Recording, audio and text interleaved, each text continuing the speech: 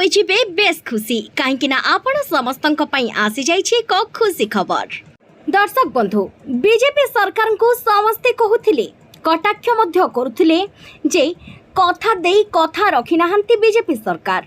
अर्थात निर्वाचन बेले जेउ सब प्रतिश्रुति देइथिले बीजेपी सरकार ताहा पालन करू नाहंती। 24 वर्षर बीजेडी सरकार को शासन परे वर्तमान समय रे बीजेपी सरकार शासन करुछंती। आउ ओडिशा रे बीजेपी सरकार को नहीं अनेक लोकंक मध्य रे असंतोष मध्य देखिबा को मिलथिला।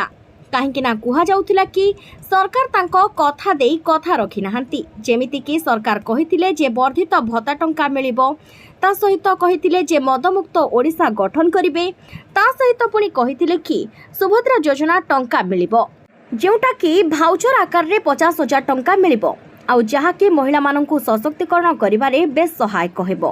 किंतु वर्तमान समय रे सरकार तांको कथा को बदलाई देछंती आउ कहउछंती एमिति किछि कुहा जाय नथिला। आउ 50,000 टंका को 5 वर्ष जाए 6 मासरे 5,000 टंका मिलिबो बोली कुहा जायछि। पुणी सेथिरे जो माने आयकर देउ नथुबे, जो मानकर 4 चकिया जानरू अधिक थिबो, से माने मध्य पाई परिबे नाही सुभद्रा योजना टंका। अंगनवाड़ी कर्मी को आगुरु मना करा जाउथिले मध्य वर्तमान किंतु सूचना मिलिछि जे अंगनवाड़ी कर्मी को सुभद्रा योजना टंका मिलिबो, किंतु सरकारी चाकरियां को नुहे। अर्थात जो माने प्रकृत रे हिताधिकारी सेमानंकु मिलिबो सुभद्रा योजना टंका।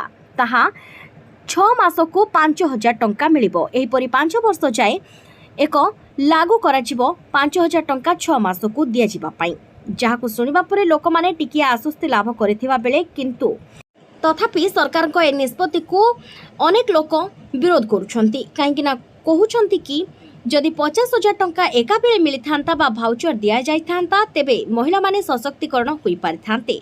किंतु एमिति भाबरे अल्प किछि परिमाण रो टंका देबा फल रे एहा क्यों कामरे लागिबो?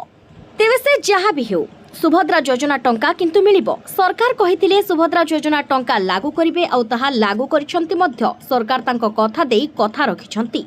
आउ सुभद्रा योजना रो आवेदन पत्र आसी सारिछि, आउ अप्लाई करिबा पई किछि डॉक्यूमेंट रो मध्य आवश्यकता रहिछि, जेमिति कि आधार कार्ड, राशन कार्ड बोली कुहा जाउछि, ता सहित पुणी इनकम सर्टिफिकेट रो मध्य आवश्यकता रहिछि बोली विशेष सूत्ररू किछि सुनिबा को मिलुछि। तेबे आपण माने आपणकर डॉक्यूमेंट को रेडी रखंतु, आ आपण माने जदि प्रकृत रे हिताधिकारी तेबे निश्चय अप्लाई करंतु। आउ पुणी कुहा जाइछि जो माने प्रकृत रे हिताधिकारी न होई मध्य सुभद्रा योजना टंका पई आवेदन करिथिबे सेमानंकु दंड प्रदान करा जिवो। सुभद्रा योजना कथा को नहीं तो सरकार लोक माननकु टिकिया आश्वस्ति प्रदान करिसंती, किंतु कहिथिले जे निर्वाचन परे अर्थात जदि बीजेपी सरकार ओडिसा रे आसे तेबे निश्चय मद बंद करिवो।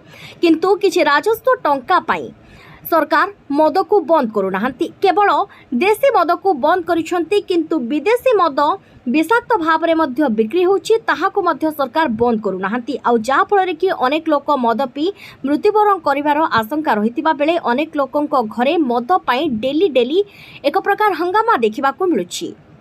तेबे देखा जाओ आगो को ओडिशा संपूर्ण भाव रे मदमुक्त हेउछि ना सरकार केवल प्रतिश्रुति दियंती पालन करिवे नाही, एमिति किछि उठुछि प्रश्न साधारण जनतांक मनरे।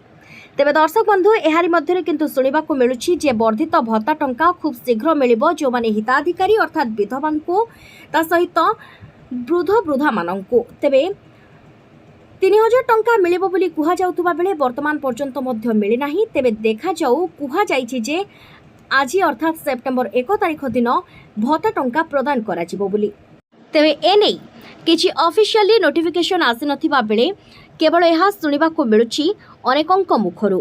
तेबे जदि सेप्टेम्बर 1 अर्थात आज जदि आसीबार थिबो तेबे निहाती संध्या सुधा अकाउंट को आसीबो, आउ जदि न आसीबार थिबो तेबे आसीबो नाही। किंतु प्रकृत रे सरकार एनै कोनोसी भी सठिक तथ्य देई नाहंती जे आज मिलिबो बोली। किंतु एहा जनसाधारणरू जहा सूचना मिलिछि बा जहा सुनिबा को मिलुछि। तेबे देखा जाऊ आज भत्ता टंका आसुछि ना नाही। तेबे सरकार देइथिबा समस्त प्रतिश्रुति को केबे पालन करिवे ताहा देखिबा पई आगामी दिन रे बाकी रहिला। जय जगन्नाथ।